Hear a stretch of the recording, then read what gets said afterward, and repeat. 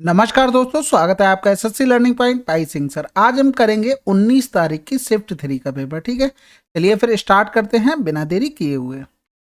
यदि किसी व्यक्ति का वजन 160 पाउंड से घटकर 152 पाउंड हो जाता है तो व्यक्ति के वजन में कितने परसेंट की कमी है। अब देखो 160 से कितना हो गया है, 160 से 152 हो गया, यानी कि 8 की कमी आ गई। किससे? 160 से। गुणा कर देंगे 100, यानी कि 8 दूनी 16 हो गया, 5% आंसर आ गया। अगला सवाल, तो पूर्णांक का अनुपात 3:5 है, इस प्रकार की उनका योग 64 है, सबसे बड़ा पूर्णांक कौन सा होगा। यानी कि 8 की वैल्यू 64 है, यानी क्या गुना हो रहा, 8 गुना। तो बड़ी संख्या कौन सी है, 5 का 8 गुना कर दो 40 आंसर। अगला सवाल, 4.2 सेंटीमीटर व्यास वाले अर्धगोले का आयतन क्या होगा।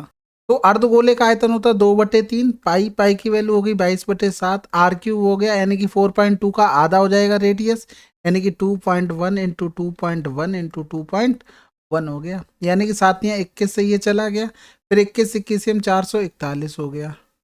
गुणा करेंगे तो देखो यहाँ से करेंगे डायरेक्ट, 2 एकम 2, क्योंकि 2 गुणे 22 था, तो 2 एकम 2 गया, 2 चौकू 8, 2 चौकू 8 हो गया। गुणा कर दो 22 का, 22 दूनी 44 हो गया, हाथ से लगा 8 हो गया। आंसर देखो मिल गया था, नहीं मिला था, क्योंकि दो दो में 0 4 थे, तो हमें आगे कैलकुलेशन करनी पड़ेगी, ये भी ध्यान रखा करो। जैसे ही यूनिट डिजिट मिले आंसर लगा दो। ठीक है, 22 दूनी 44 की 4 हो गया, हासिल लगा 4 हो जाएगा। ठीक है, 22 अट्ठे 176, 176 और 4 180 हो गया, हासिल लगा 18 हो गया। 22 अट्ठे 176 और 10 हो गया 186, 186 और 8 कितना हो गया 194। समझ में आ गई। यानी कि पॉइंट देखो कितने के बाद आ जाएगा, 3 नंबर के बाद आ जाएगा, यानी 19.404 आंसर आ गया। अगला सवाल, a cos theta plus b sine theta बराबर इतना दिया था, तो b cos theta minus a sine theta का मान कितना होगा। देखो ये बहुत फेवरेट सवाल है एसएससी का, और ये डायरेक्ट रिजल्ट याद भी रखो। देखो यहाँ से होता क्या है, इसके बराबर मान लेते एक्स।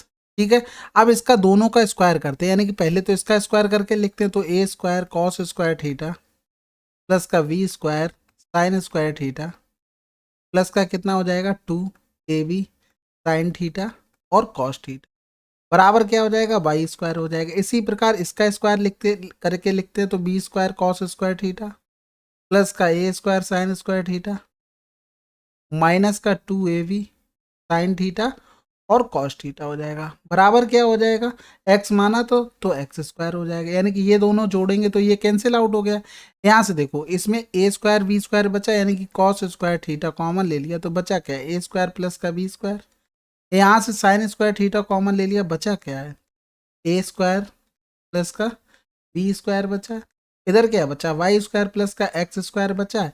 अब यहाँ से देखो ए स्क्वायर प्लस का बी स्क्वायर कॉमन ले लें, तो बचेगा क्या cos square theta plus sign square theta, इसका मतलब हो गया वो हो जाएगा 1, बराबर हो जाएगा वाई स्क्वायर प्लस का एक्स स्क्वायर हो जाएगा। हमें एक्स की वैल्यू निकालनी थी, यानी एक्स इधर कर लेंगे, तो ए स्क्वायर प्लस का वी स्क्वायर माइनस का वाई स्क्वायर और रूट आ जाएगा। ठीक है, तो ये रिजल्ट डायरेक्ट याद भी रखो। अगला सवाल, 5 सेंटीमीटर त्रिज्या वाले 8 ठोस धातु के गोलों को पिघलाकर दूसरे ठोस गोले में ढाला जाता है, इसके व्यास का 35% क्या होगा। तो देखो सबसे पहले दूसरे गोले का हमें क्या निकालना पड़ेगा रेडियस, यानी कि यहाँ से करेंगे 4/3 पाई आर क्यूब हो गया, और बराबर क्या हो गया, देखो 8 गोले बन रहे हैं, यानी कि 8 ठोस धातु के गोलों को पिघलाकर दूसरे, यानी कि ये 8 थे और दूसरे कौन से बने 4/3 पाई आर क्यूब, ये बने होंगे, यानी कि ये तो कैंसिल आउट हो गया। अब यहाँ से देखो ये तो 5 की पावर 3 है, इसको 2 की पावर 3 लिख सकते हैं, यानी कि दोनों तरफ क्यूब रूट लेंगे तो 5 गुणे 2 बराबर क्या आ गई रेडियस आ गई। यानी कि अगर व्यास निकालेंगे तो 10 तो रेडियस है, 2 गुना व्यास होगा, 2 गुना करेंगे तो 20 हो गया। 20 का हमें कितना करना था 35% करना था, यानी कि 20 पंजे 100 5 सत्ते 35, आंसर क्या आ गया 7। अगला सवाल, एक बेईमान व्यापारी चावल को 40 रुपए प्रति केजी पर बेचता है, जिसे उसने 30 रुपए प्रति केजी पर खरीदा, और वह ग्राहक को 1 केजी के बजाय 600 ग्राम देता है, उसका कुल लाभ कितना होगा। देखो 30 वाले को 40 में भेजा, यहाँ से प्रॉफिट लिया, लेकिन उसने जो बेचा है ना 600 ग्राम दिया है पास से, लेकिन पैसे कितने के लिए 1000 ग्राम से के लिए। यहाँ से टोटल जो भी प्रॉफिट होगा वो हम यहाँ से निकाल लेते, तो यहाँ से करेंगे, देखो 2 जीरो तो पहले काट लो, 2 दूनी 4 हो गया, 2 तीन 6 हो गया, यानी कि हमने 9 रुपए की चीज कितने में दे दी 20 की दे दी। प्रॉफिट कितने का ले लिया हमने 11 रुपए का प्रॉफिट ले लिया, किससे लिया 9 से लिया, गुणा कर देंगे 100, यानी कि यहाँ से आ गया 1100/9, फिर 9 एकम 9 किया, बचा कितना 2 बचा, 9 दूनी 18 हो जाएगा, फिर 2 बचेगा 9 दूनी 18 हो गया, यानी कि 2 2 ऐसे करके चलता रहेगा। अगला सवाल, एक व्यक्ति ने कुछ धनराशि चक्रवृद्धि ब्याज पर उधार ली और उसे 3 समान वार्षिक किस्तों में वापस कर दिया। यदि ब्याज की दर 15% प्रति वर्ष है और वार्षिक किस्त 12,167 है तो उधार ली गई राशि क्या होगी? 12,167 अगर दिख गया होगा ना तब तो ठीक है, नहीं दिखा होगा तो फिर तुम पछताओगे। क्यों पछताओगे? क्योंकि क्यूब याद कर लो, क्यूब याद नहीं करोगे तो ऐसे ही फंसे रहो। कै किस्तें जानी? 3 जानी, यानी कि एक तो बार स्क्वायर होगा, फिर दूसरी तीसरी बार क्या होगा जाने के लिए? क्यूब होगा, यानी कि 8,000 हो गया। इसका क्यूब होता है 12,167। ठीक है। किस्त हर साल बराबर होगी तो इसमें 529 का गुणा होगा, इसमें 23 का गुणा होगा, तो इधर भी 529 का गुणा होगा, फिर इधर कितने का होगा? 23 का होगा। ठीक है। तो यहाँ से क्या करते हैं हम? राशि बनाते हैं। राशि के लिए क्या करना पड़ेगा? गुणा करना पड़ेगा, यानी कि यहाँ से गुणा करेंगे तो 0 2 में 18 का 8 हासिल लगा 1 हो गया, दो दूनी 4 1 5 हो गया और 2 पंजे 10 हो। यहाँ से करेंगे 23 चौकू 9200 हो गया। ठीक है। फिर यहाँ से 8,000 हो गया, इनको जोड़ दे 0 8 5 2 7 हो गया, 9 8 17 7 हासिल लगा 1 हो गया, यानी कितना आ गया? अब यहाँ से हम कर क्या सकते? 12,167, यानी कि प्रत्येक किस्त की वैल्यू दी गई थी 12,167, हमें निकालनी थी 27,780।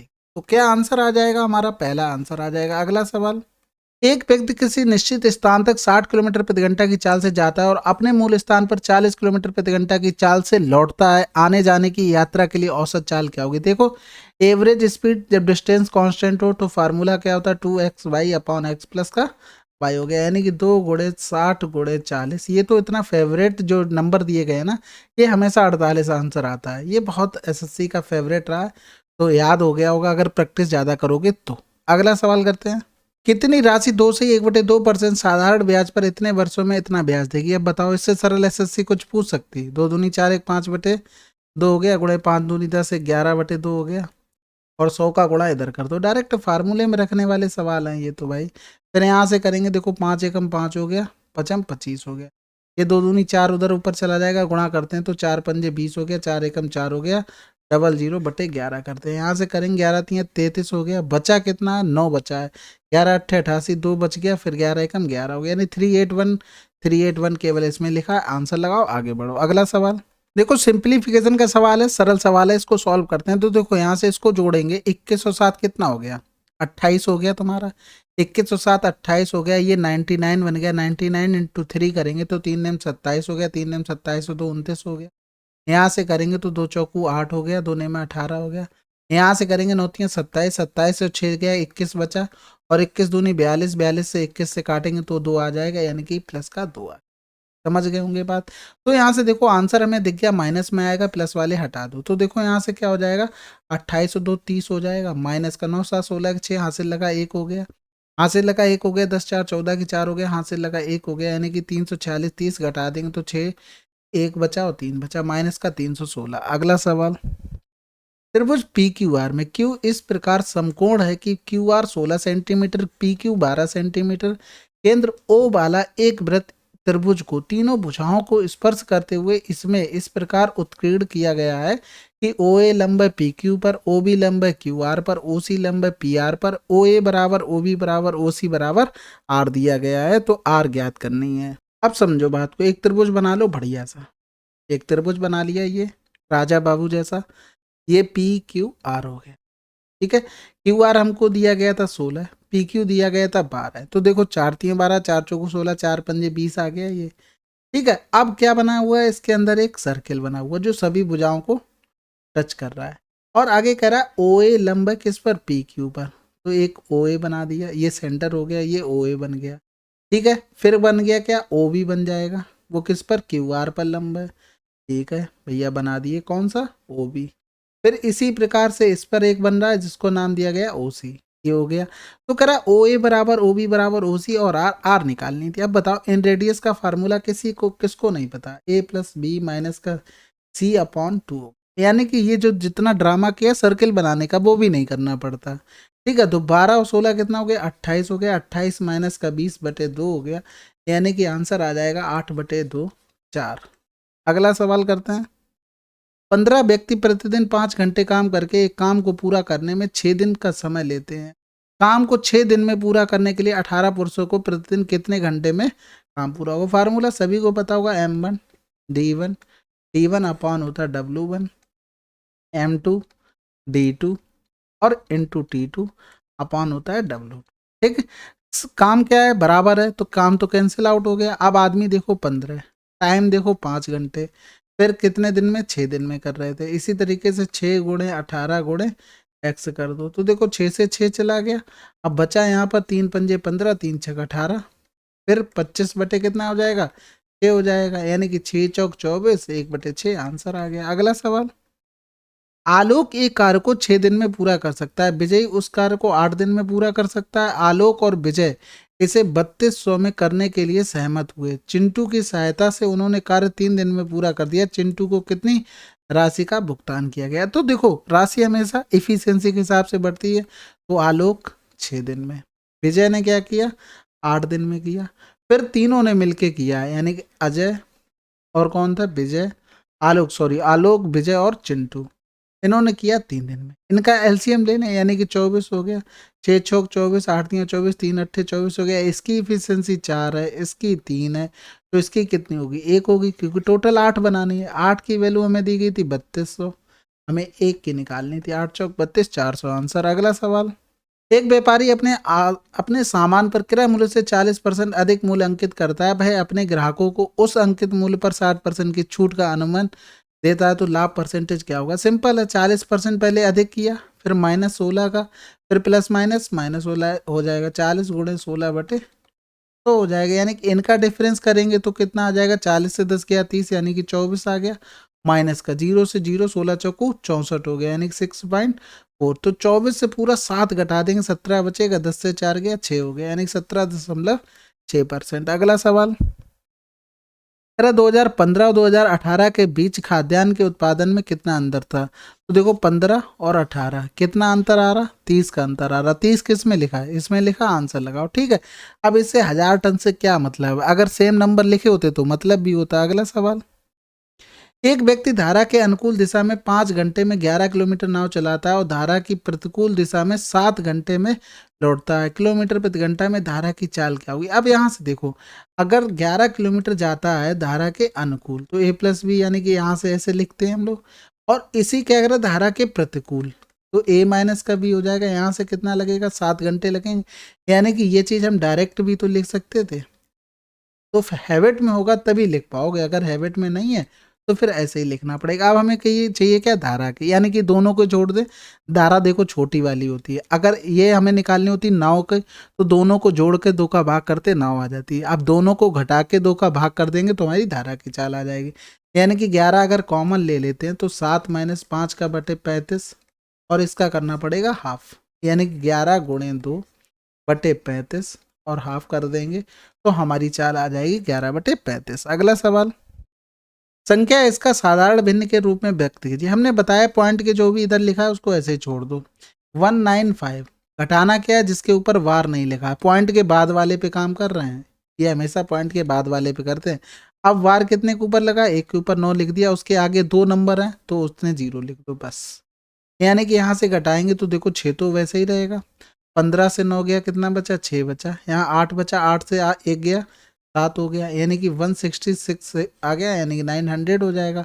अब यहाँ से काटते हैं, देखो 4 चौको 16 हो गया, 4 चौको 16 हो जाएगा, 4 दूनी 8 हो गया, बचा 1, 4 दूनी 8, 4 पंजे 20 हो गया, यानी कि 6 से 44/225 आंसर आ गया। अगला सवाल, देखो जब भी गुणा करने को बोल दे तब तो बहुत आसान है ये सवाल। देखो कैसे करते हैं, डायरेक्ट गुणा कर दो, 1 और 2 था, तो देखो यहाँ से करेंगे, 45 दूनी 90 हो गया, यहाँ से लगा 9, 45 दूनी 90 और 9 99 हो गया, यहाँ से लगा 9, 45 से कम 45 और 9 कितना हो गया, 54 हो गया। ठीक है, तो यहाँ से देखो 4 के बाद पॉइंट आ जाता, तो 0.5, यानी कि नंबर कौन सा आ रहा, 5 आ रहा लास्ट में, यानी कि यही आंसर हो गया।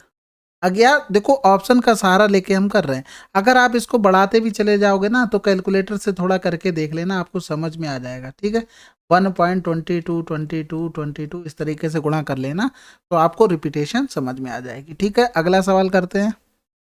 देखो ये भी सिंपल सवाल है, ट्रिग्नोमेट्री का अगर आप प्रैक्टिस में नहीं है तो बिल्कुल भी नहीं कर पाएंगे। तो देखो यहाँ से ये हम ले लिया है बाहर, ठीक है, बाहर तो था ही, ले क्या लिया, साइन 30 की वैल्यू क्या होती भाई साहब, 1/2 + 2।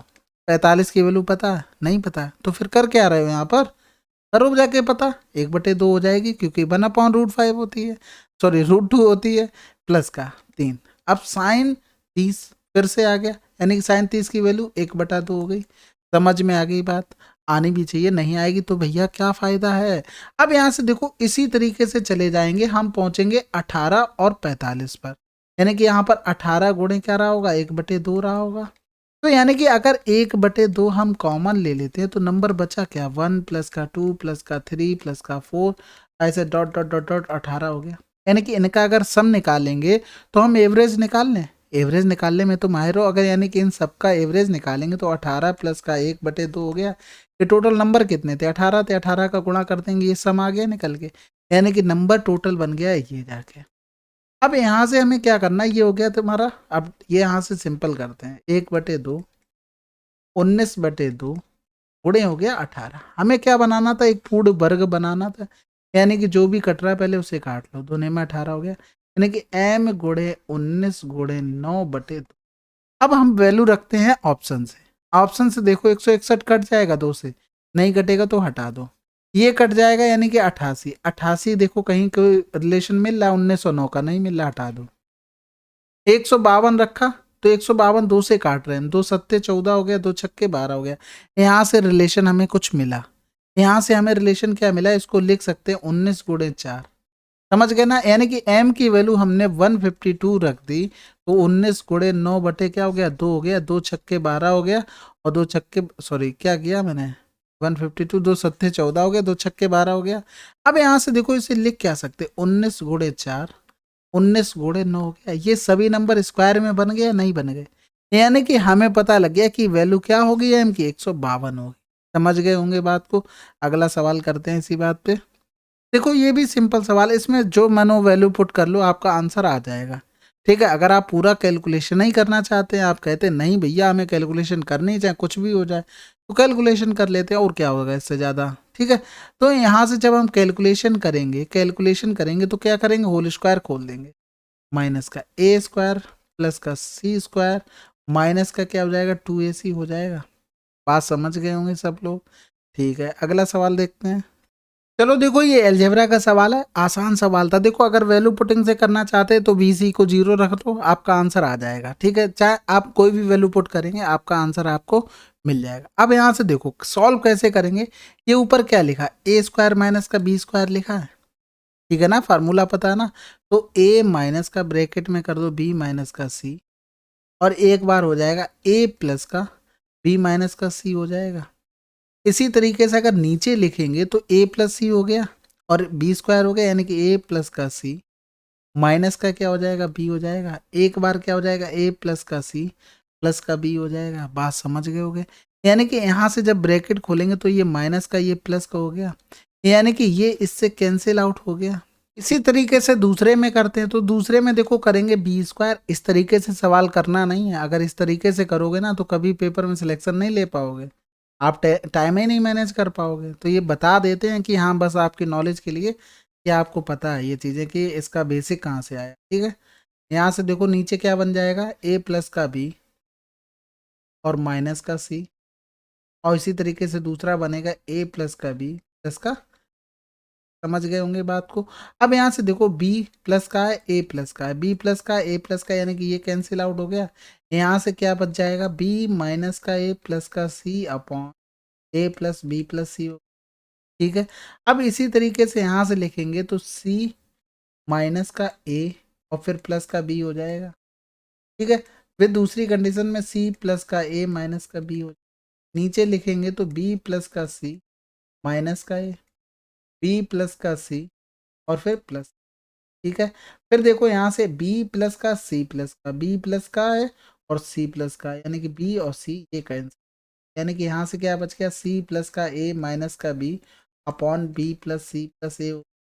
यानी कि यहाँ से अब तीनों से क्या कर सकते, हम एलसीएम ले लें, नीचे से एलसीएम ले लेंगे तो ऊपर क्या क्या बच रहा है, यानी कि a से a कटेगा, b से b कटेगा, c से c कटेगा, और बचेगा क्या, a प्लस बी प्लस सी बचेगा केवल। बस सिंपल सी बात थी। तो यानी कि ऊपर से जब एलसीएम लिया नीचे तो सब में सेम था, तो प्लस का b माइनस का a प्लस का c प्लस का c माइनस सी अपॉन में हो जाएगा a प्लस का सी।